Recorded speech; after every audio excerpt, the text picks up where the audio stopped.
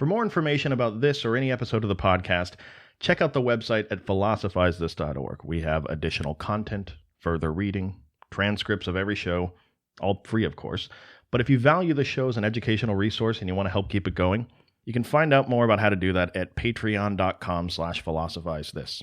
Or alternatively, if you're buying something from Amazon this week anyway, consider clicking through our banner. It's at the bottom center of the landing page of philosophizethis.org. Small percentage goes back to the show. It may just be a click for you, but every little bit adds up. Thank you for wanting to know more today than you did yesterday, and I hope you love the show. I've sat up the last few nights thinking about the best way to describe where we are, where we've come from, because we've covered quite a bit. I found myself trying to think of the best metaphor I could use to tie it all together and give a little bit of context to this period of time we're moving into, because we're going to need some context. I know where this is all heading. I think many of us know where this is all heading. Things are about to get really awesome in philosophy. And I had all these examples and metaphors I was throwing around in my head, and none of them really captured what I was going for. And then it hit me. Philosophy, in so many ways, is like the process of starting and maintaining a fire. Fire doesn't just start out of nowhere. It needs to be sparked by something. It needs a spark. And that spark doesn't just instantly erupt into roaring flames. Well, unless you live in Southern California and you throw a cigarette out your window. But barring that one exception, that spark takes work. You know, we've all seen Bear Grylls start a fire. You got to put it inside of the handful of tree shavings and leaves, and you have to blow on it, make sure it gets oxygen. You have to nurture it.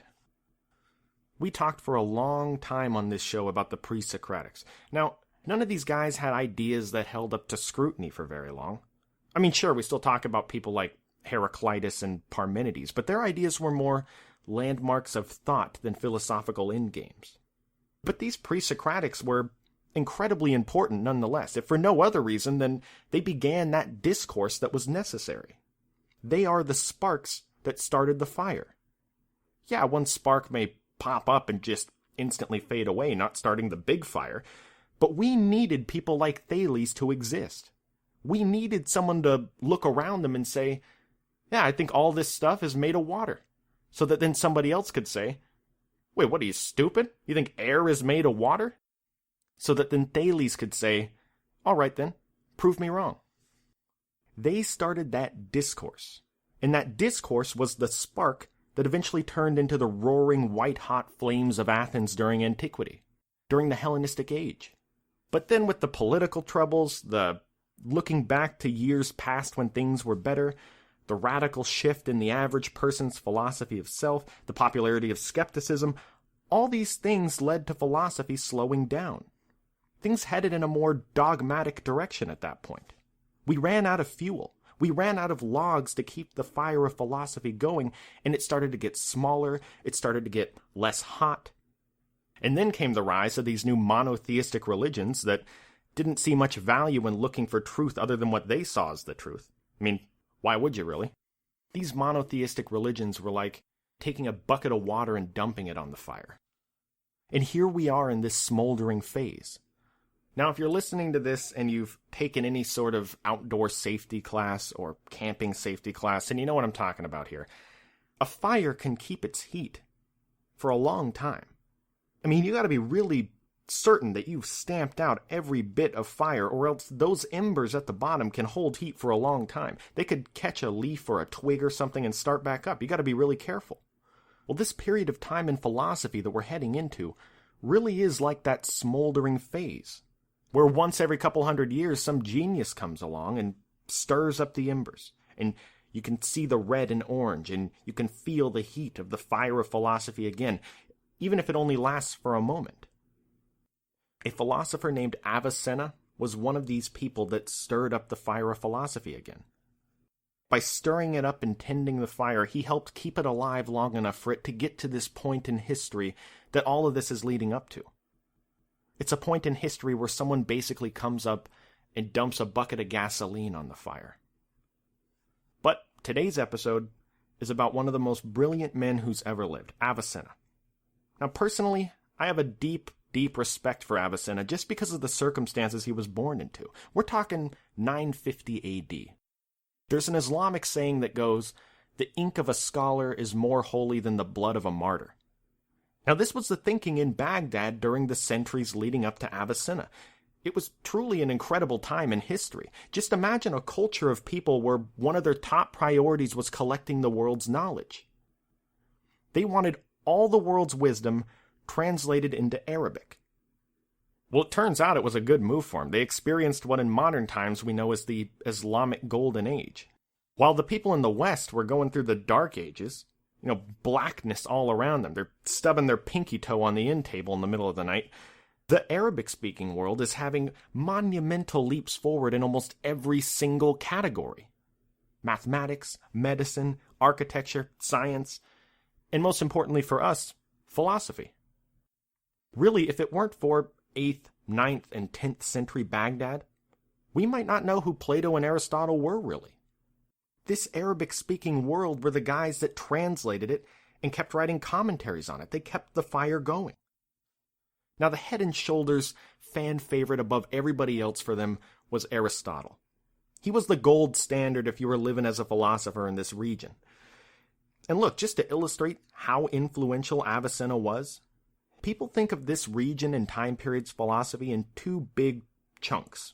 They think of it in terms of all of the philosophy that came before Avicenna, where they made commentaries on Aristotle, and all of the philosophy that came after Avicenna, where they made commentaries on Avicenna. He's kind of like Socrates in that way. That's how much he changed everything. But the interesting part is that Avicenna didn't even live in Baghdad. He was born into a small town that we'd know as modern-day Uzbekistan. So how did he benefit from all this? The political dynamic of the time reminds me of listening to Adam Carolla rant in recent years. Don't you just hate it when you're so talented, rich, and successful that your personal maid hides your remote control from you and you can't find it for 12 seconds? What a terrible inconvenience. Well, that's kind of how the Caliphate was feeling in 9th century Baghdad. They were having problems dealing with being so successful. All the quandaries that come with having a sprawling empire that was as big as Rome at its height. They changed the capital city around. There was some infighting concerning the direction that all this was going in. But the important part is that this cultural center of Baghdad, this mylar balloon filled up to the brim, just stretching and bursting at the seams with culture ready to explode, the centralized control over it dwindled a bit. And what happened was, some of these outlying towns near Baghdad started getting more access to this Hellenic philosophy translated into Arabic. Now, there was still no academy or lyceum that taught a structured curriculum of philosophy for Avicenna to attend, but at least he had access to the information. Avicenna was a mostly self-educated guy. And not to belittle how brilliant he was, but that self-education probably contributed to him having such a unique perspective on Aristotle, not unlike Adam Carolla. The loosening of the grip on Baghdad, the heightened access to knowledge and education, the ambition and brilliance of someone like Avicenna, all these things remind me of modern times. When have we ever had as much access to educating ourselves for free as we do today? You see, when you have a very special person like Avicenna, what even a little bit of education can do. What happens when Avicenna has the entire internet? What happens when Avicenna has podcasts to listen to? We live in amazing times for realizing human potential. Bryan Cranston himself couldn't make meth strong enough to give to the printing press to make it as influential as the internet's going to be. Google is the modern-day 9th century Baghdad in my eyes. And I really wonder how many Avicennas have been flipping burgers and digging ditches over the last 1,000 years. I guess we're going to find out. So like all the other philosophers in his region, Avicenna was most heavily influenced by Aristotle. But he wasn't just going to roll over and accept everything Aristotle had to say as the gospel truth. In fact, I guess he already had his own gospel truth, Islam. He reads Aristotle, finds the parts he doesn't agree with, and dismantles it with his own brilliance. But it's important to note that Avicenna wouldn't see it as dismantling. He saw it more as healing. In fact, his most famous work actually directly translates to the healing. He heals Aristotle to be compatible with Islam. And this is one of those hallmarks of medieval philosophy. This is one of those reasons most universities skip over giant sections of medieval philosophy, because it becomes less about the search for truth and more about the quest to validate what you already believe as the truth. There's still a lot of brilliance in it, but this is why it's kind of seen as inferior by some people. By far, the thing Avicenna is most known for is his flying man thought experiment. But before we can talk about that, we have to understand a big area of disagreement among philosophers, an area where Avicenna heavily disagreed with Aristotle: the relationship between mind and body. You can think of Aristotle's thoughts on the relationship between mind and body by thinking of an iPhone, or really any other cell phone or electronic device for that matter. It could be any kind of smartphone, but using the term mind might be a little misleading if we think about it in modern times. As we've touched on a little bit before, the definitions of words get a little hazy back then. We see Aristotle using the word soul to describe this concept a lot, but what he's really referring to is the rational soul, our ability to reason, whatever existence is present in our minds. Now, what he says is that the mind and body are one, indivisible, inseparable. Now, the importance of this is that it's the opposite of what Plato would say, who would say that the soul and body are separate, with the soul somehow being chained to the body, shackled within the body, waiting to be released. But for Aristotle, they were one. And it's not that he has some deep argument proving this to be the case. He just kind of points out how silly it would be to focus on that question, because we don't do it in any other area of existence. We don't do it with any other thing that we look at. He says, quote, "It is not necessary to ask whether soul and body are one, just as it is not necessary to ask whether the wax and its shape are one, nor generally whether the matter of each thing and that of which it is the matter are one. For even if one and being are spoken of in several ways, what is properly so spoken of is the actuality." End quote. Now, what he's saying here is that if you took an iPhone, that iPhone has a certain contoured shape and form, right? And when we think about things, the shape of the iPhone is one thing, and the materials it's made out of is another thing. But do we think about them as two separate things when we think of an iPhone? Now, some of you might answer no. Some of you might answer yes.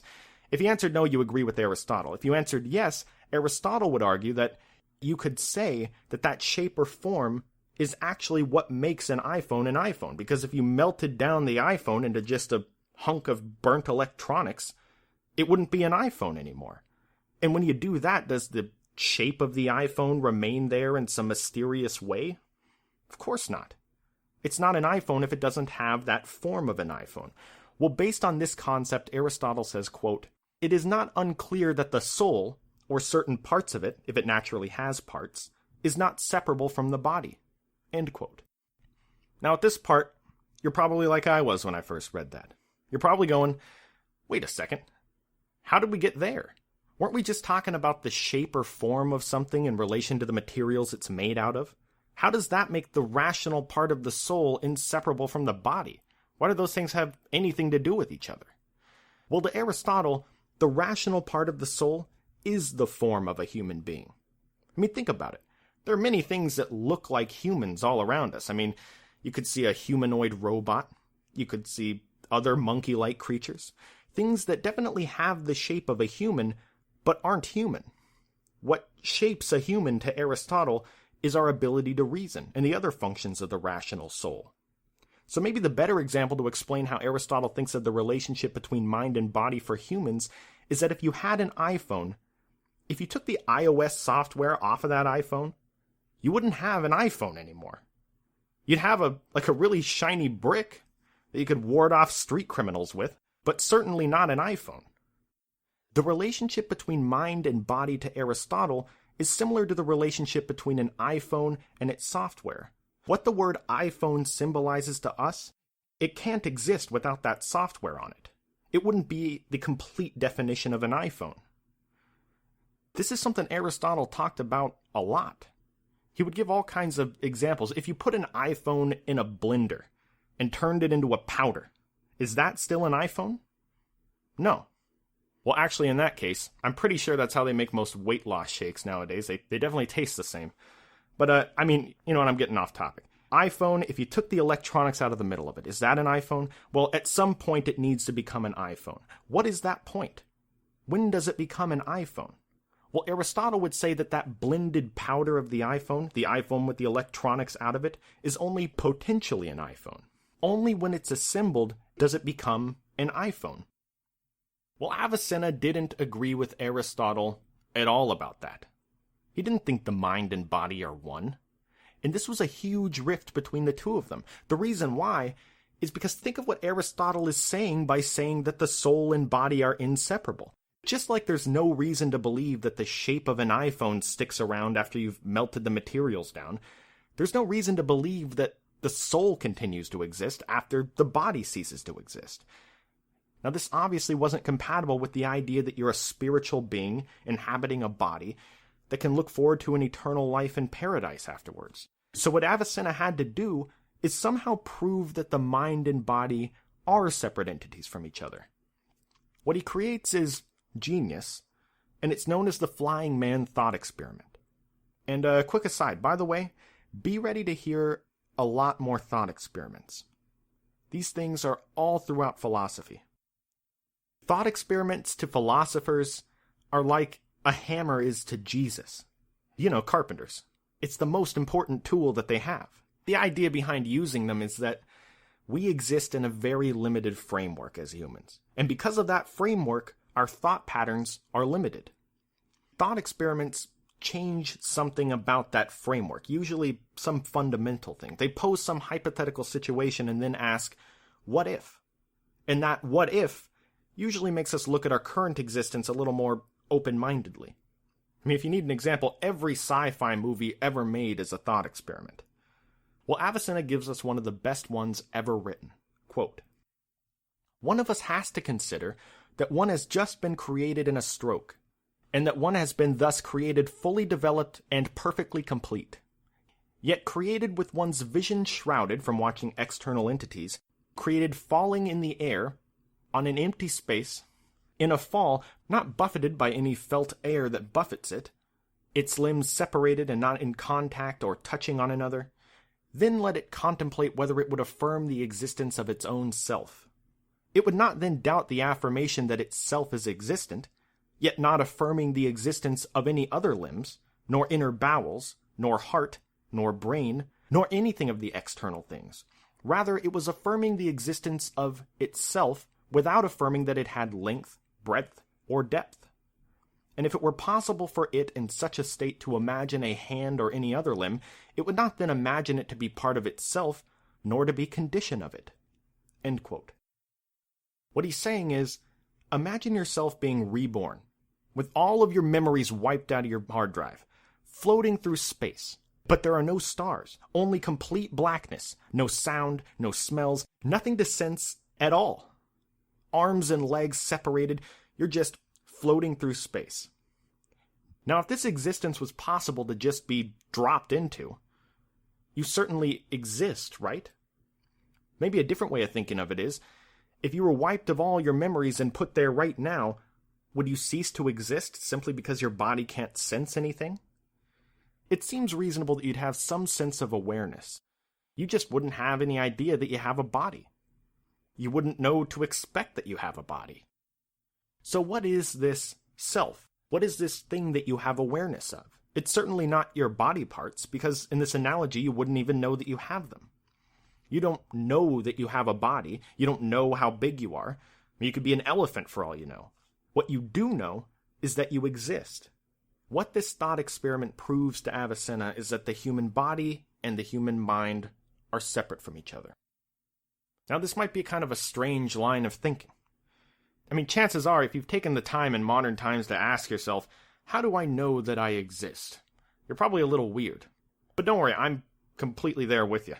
Don't worry, Lady Gaga writes songs about us. It's okay. Embrace it. And, look, to be fair, there's just way too many good TV shows and video games around nowadays to ask yourself questions like this. Who would actually do that? I mean, really, if Avicenna had Grand Theft Auto 5, I'd be sitting here doing a podcast about the progression of Doritos flavors over the years. None of this stuff would have gotten done. But one interesting thing to think about is that we actually address this question a lot more often than we realize.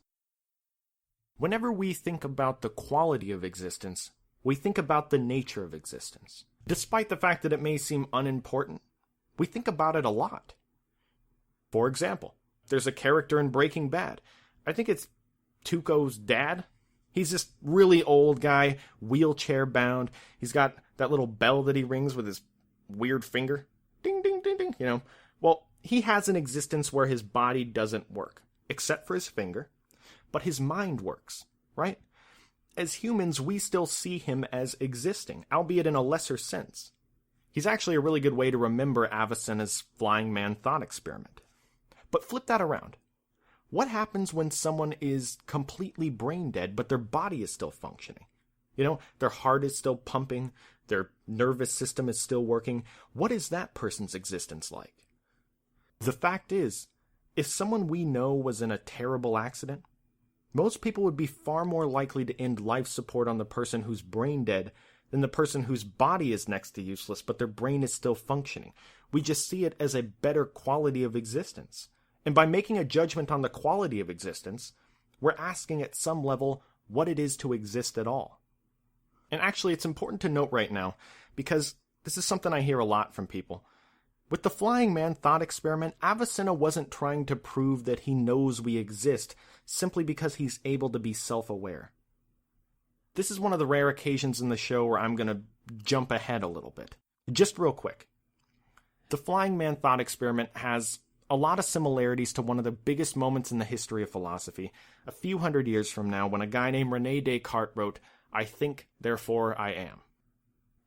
Now, for the record, this is another reason why philosophy seems boring to some people, because if you're an outsider talking to someone about philosophy, and you go, what's one of the big, awesome moments in the history of philosophy? What's a moment that I should be impressed by? And the other person says back to them, René Descartes said, "I think, therefore I am." And then the outsider goes, "Really? Wait, really? Well, that's underwhelming. That's literally the most obvious statement I've ever heard in my life. That's the sum total of thousands of years of human thought." What that outsider doesn't realize is the history we talked about at the beginning of the show.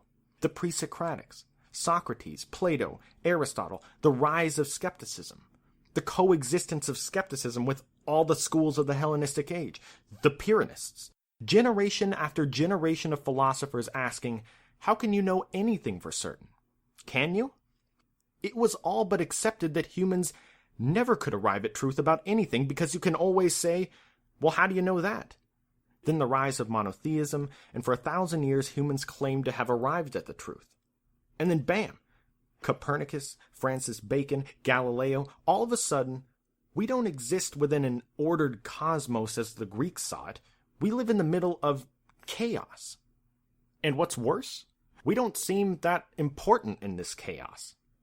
Given our role in all this, how can we say that we know anything for certain? And along comes René Descartes. Avicenna's flying man is not the same as Descartes. It's similar, but it's not the same.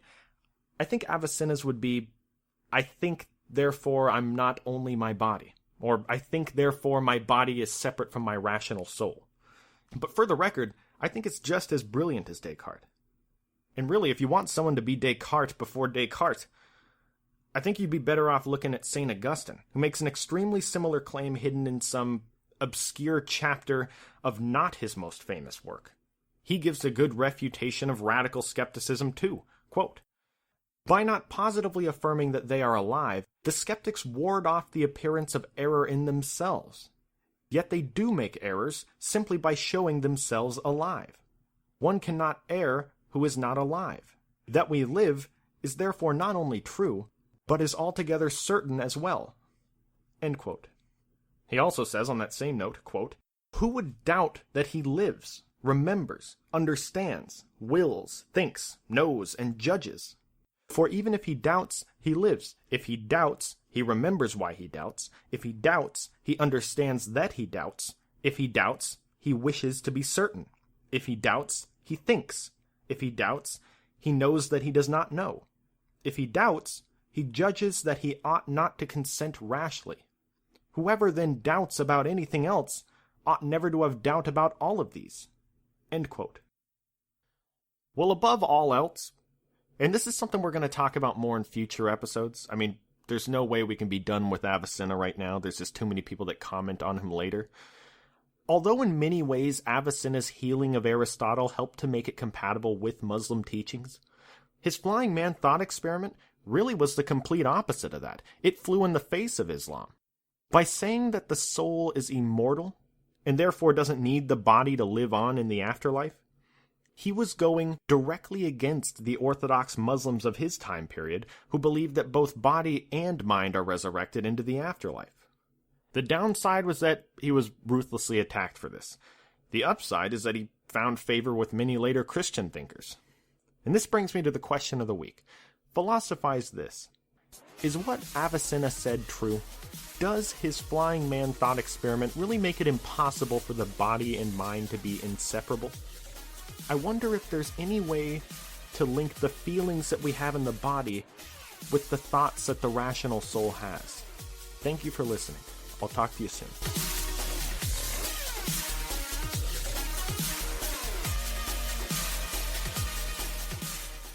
Hey guys, if you love Philosophize This and want to make sure you never miss an episode, consider signing up for email notifications.